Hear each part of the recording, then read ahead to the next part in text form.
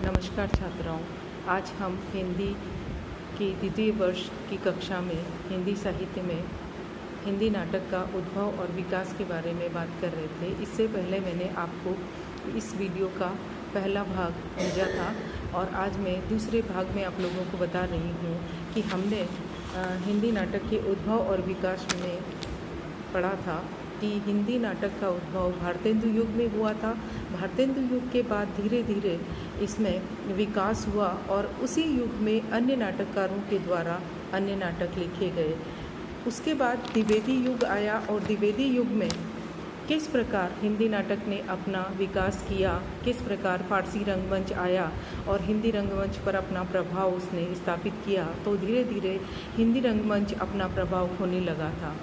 फिर प्रसाद युग आया। तो आज हम चर्चा करेंगे कि द्विवेदी युग के पश्चात प्रसाद युग में हिंदी नाटकों का किस प्रकार उद्भव और विकास हुआ। जयशंकर प्रसाद बहुमुखी प्रतिभा के धनी साहित्यकार थे। ये कवि होने के साथ साथ कहानीकार, उपन्यासकार और नाटककार थे। इन्होंने हिंदी साहित्य में कहानी और उपन्यास के बाद नाटक के क्षेत्र में भी अपनी प्रतिभा का लोहा मनवा लिया था और ये हिंदी साहित्य में एक सफल नाटककार थे। कवि के बाद प्रसाद जी नाटककार के रूप में ही सर्वाधिक प्रसिद्ध हुए थे। उनके अजातशत्रु, चंद्रगुप्त, ध्रुव स्वामिनी जैसे नाटक हिंदी साहित्य में अपना स्थान बनाए थे और ऐसे नाटक लिख करके उन्होंने हिंदी नाटक को एक विशेष आयाम प्रदान किया था। उनके नाटकों का मुख्य स्वर राष्ट्रीय चेतना, सांस्कृतिक चेतना, देशभक्ति के साथ साथ मानवीय करुणा और विश्व बंधुत्व का है। इनके समकालीन नाटककार इनके समूह का अपना कोई स्थान नहीं बना पाए थे। हम प्रसाद युग में देखते हैं कि प्रसाद जी के साथ साथ अन्य नाटककारों ने भी अपने नाटकों की रचना की थी, लेकिन प्रसाद जी के सामने उनके नाटक अपना महत्व नहीं बना पाए। अब हम देखते हैं कि प्रसाद जी के बाद जो युग आया वो प्रसादोत्तर युग के नाम से जाना जाता है।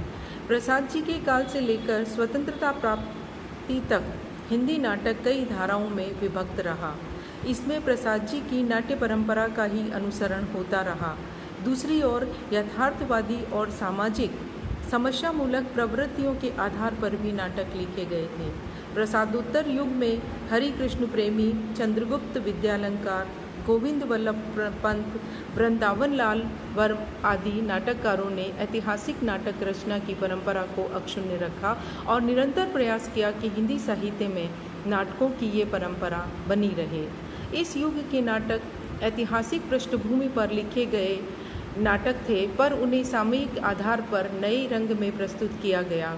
मोहन राकेश द्वारा रचित लहरों के राजहंस, आधे अधूरे आदि आधुनिक मध्यम वर्गीय परिवार की त्रासद अभिव्यक्ति से युक्त नाटक थे, जिन्होंने हिंदी साहित्य में अपना स्थान बनाया था। निष्कर्षतः हम कह सकते हैं आधुनिक हिंदी साहित्य की अन्य विधाओं के मुकाबले हिंदी नाटक का विकास अपेक्षाकृत मंद गति से हुआ, क्योंकि हिंदी नाटकों को वह स्थान साहित्य में प्राप्त नहीं हो पाया था जिस स्थान के वो हकदार थे।